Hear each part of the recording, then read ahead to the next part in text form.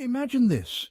320,000 individuals transported into a country without any legal rights to be there. Sounds like a plot from a dystopian novel, doesn't it?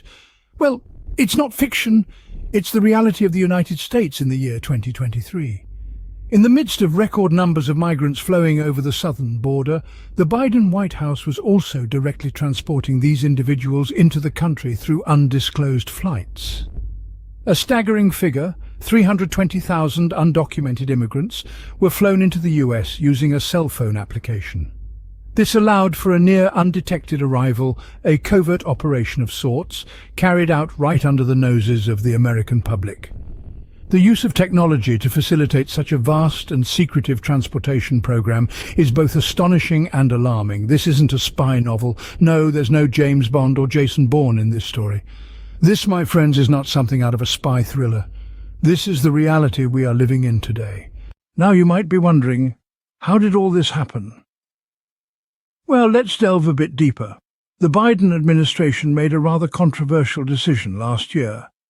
Amid the influx of migrants flowing over the southern border, the administration chose to transport these individuals into the United States via undisclosed flights. Their reason?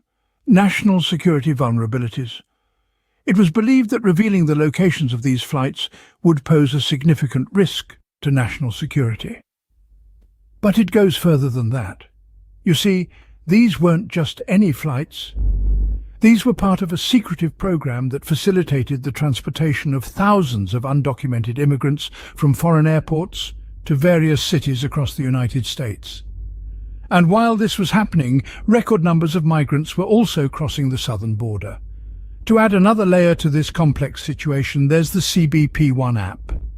This application was part of Biden's expansion of the Customs and Border Protection's digital tools. The app allowed migrants to apply for asylum right from their home countries.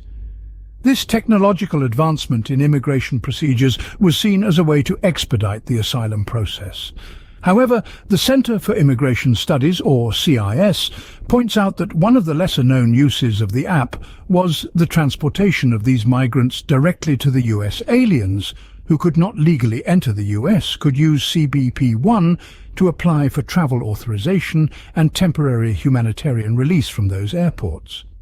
Under this parole release, migrants were able to stay in the US for 2 years without obtaining legal status. During this time, they were also eligible for work authorization. The administration, however, has remained tight-lipped about which airports the undocumented aliens were transported to, citing a law enforcement exception in the refusal to hand over information. So, the question is, does technological advancement in immigration procedures contribute to this unprecedented situation, or is it a matter of policy?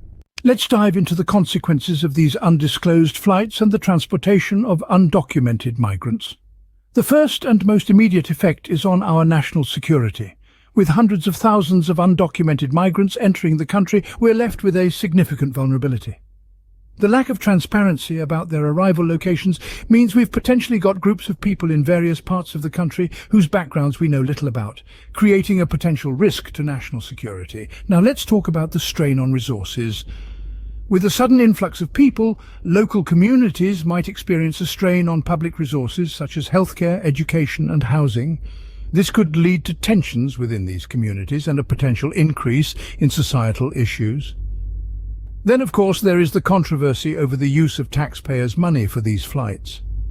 The fact that the administration has been using public funds to transport migrants into the country has sparked a heated debate. Some argue that it's a necessary expenditure to manage a humanitarian crisis, while others believe it's an inappropriate use of funds, especially given the secrecy surrounding the operation. In the midst of all this, a Freedom of Information Act lawsuit has been filed, aiming to shed light on the details of this program.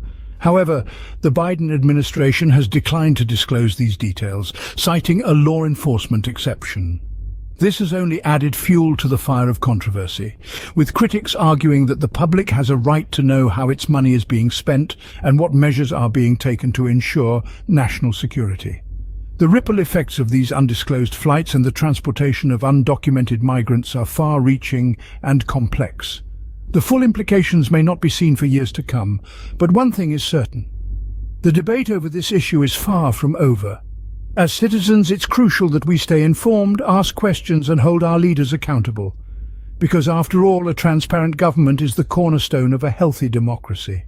The CBP1 app, under Biden's expansion, has a lesser-known use that has been under the radar. This mobile application, originally designed to streamline customs and border processes, has been repurposed in a way that might surprise many.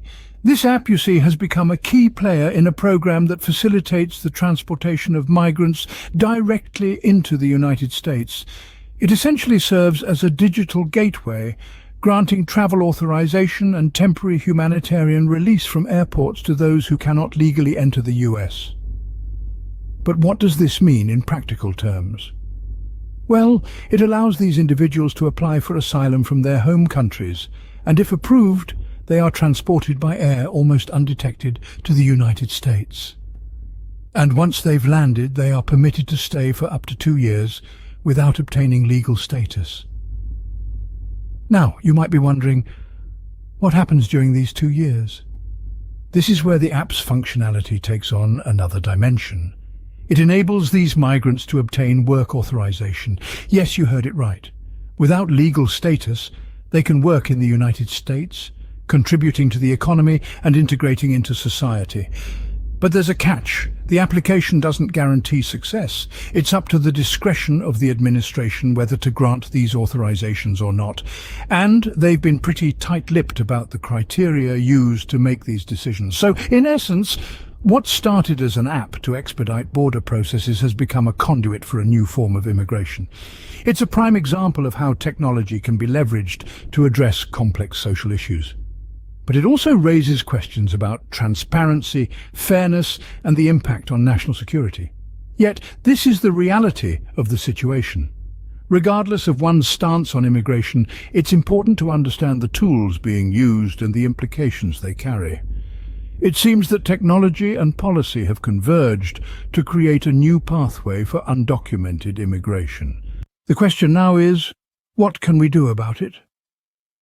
We're not simply spectators in this global theatre, we are participants. It's our duty to stay informed about the issues that matter, to question the actions of our leaders, and to hold them accountable. In this instance, it's the transportation of migrants into the US via undisclosed flights, a matter of national security and a concern for transparency. Staying informed isn't merely about being aware of the headlines, it's about delving deeper, questioning the narrative and seeking the truth. It's about understanding the complexities of immigration policies, the reasons behind them, and the implications they carry. It's about recognizing that every action, every policy affects real people, people who are often in desperate need of compassion and aid.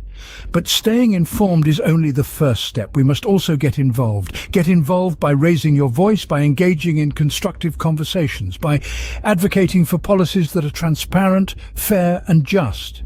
Get involved by supporting organizations that work tirelessly to protect the rights of migrants, organizations that provide legal aid, humanitarian relief and advocacy. Supporting these organizations doesn't necessarily mean monetary donations alone. It can mean volunteering your time, your skills, your voice. It can mean amplifying their message on your social media platforms, helping them reach a wider audience, a wider pool of potential supporters. It can mean signing petitions, attending rallies, making phone calls to your representatives, writing letters, or simply spreading awareness among your friends and family. Involvement also means questioning our leaders, demanding transparency and accountability. It's about reminding them that they serve the people, not their personal or political interests. It's about advocating for policies that respect human rights, that uphold the values of compassion and fairness. It's about demanding a system that is transparent, where the process of immigration isn't shrouded in secrecy, but is open and accessible to all. Remember, change doesn't happen overnight. It's a gradual process. It starts with a single step, a single voice, a single action. It starts with you. It starts with us. Together we can make a difference. Together we can work towards a world where immigration is transparent, fair and just. So let's get informed. Let's get involved. Let's question. Let's demand accountability. Let's support those on the front lines of this battle. Let's use our voices, our actions, our power to advocate for change. Let's remember that we are all part of this global community, bound by our shared humanity, our shared planet. Remember, the power of change lies in our hands. Stay informed, stay involved, and let's work towards a world where immigration is transparent, fair and just.